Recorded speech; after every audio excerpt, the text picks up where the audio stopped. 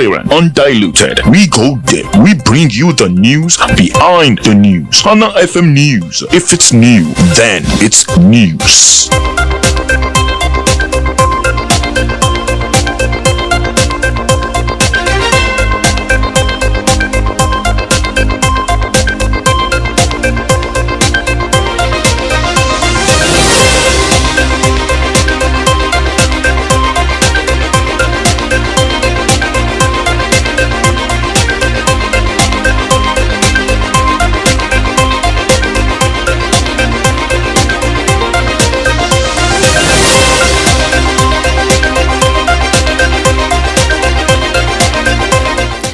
Good afternoon, welcome to the World News at noon on Honor 103.5 FM. Here are the headlines.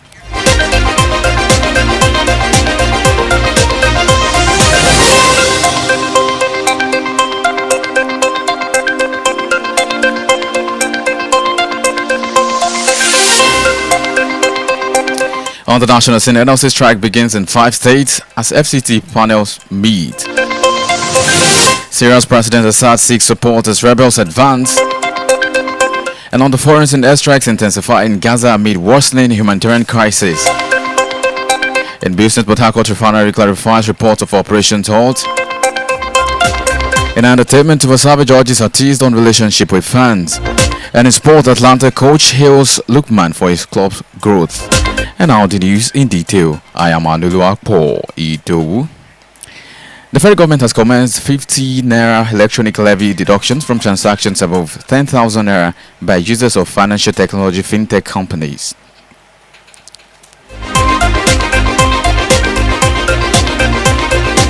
A levy called Electronic Money Transfer Levy (EMTL) places a one-off levy of 50 naira on the recipient of any electronic transfer or receipt of 10,000 naira or above. Was announced in September and was expected to take effect from September 9. The introduction of the EMTL was, however, met with opposition from Nigerians, with various groups, including the National Association of Nigerian Students (NANS), calling on the federal government to reverse its position on the implementation. Meanwhile, in a short notice sent to customers, one of the financial technology companies has notified that the levy imposed by the Federal Inland Revenue Service (FIRS) will begin by 1st of December 2024. Meanwhile, workers in the Federal Capital Territory (FCT), Cross River State, Nasarawa, Ebonyi, Kaduna and Zamfara State made down tools today following the failure of the state authorities to negotiate the payment of the 70,000 naira minimum wage.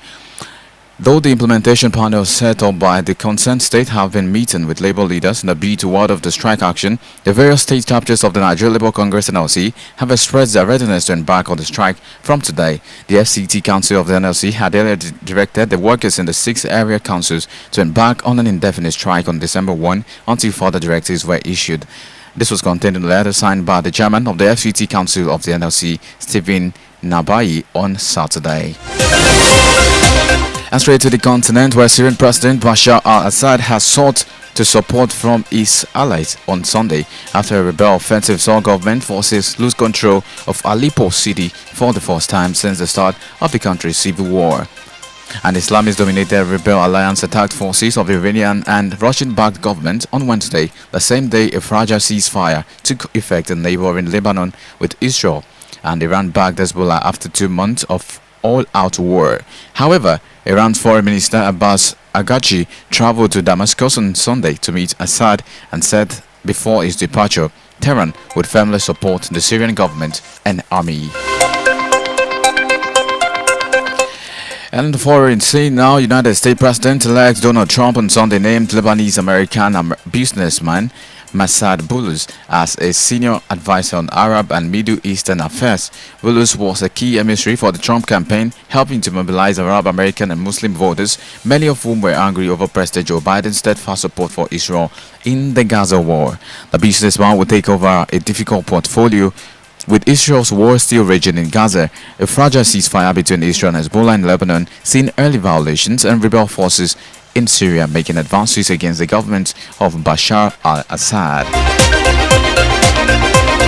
Straight to the war in Gaza, where according to newsmen this morning, numerous airstrikes have occurred in various locations throughout Gaza, leaving the humanitarian and security conditions in dire conditions. Medical sources reported that due to the ongoing insecurity, they were unable to retrieve casualties from the site of the strike.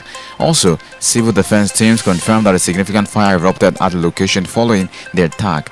Additionally, there have been reports of sporadic shelling from a village in central Gaza, which has been the focal point of conflict over the past few days. Tragically, one man was killed and later taken to Al-Aqsa Hospital.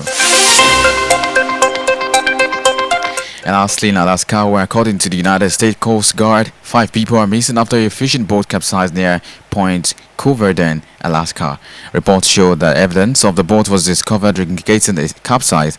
7 cold water immersion suits and 2 strobe lights were located in the water within the immediate search area. However, there has been no sign of those who were on board yet. A search is now on the way amid heavy snow and high winds, and this includes both water and air-based missions, which is led by helicopter search team. If you're just joining us, you're listening to the World News at Honor 103.5 FM. Kindly follow us on all our social media handles at Honor 103.5 FM. You can also listen live on Radio Garden app at Honor FM Ibadan. And now to some business news. In business, but Harcourt Refinery Company has clarified that its operations were not completely halted but scaled down to facilitate improvement at the facility. This was disclosed on Sunday as the Independent Petroleum Marketing Association of Nigeria, IPMEN, insisted that it would not buy from the Port Harcourt Refinery if the Nigerian National Petroleum Company Limited (NPCL) sells fuel from the plant at an expensive rate. Oil retailers had claimed that NPCL was dispensing petrol from the plant at 1,030 naira per litre.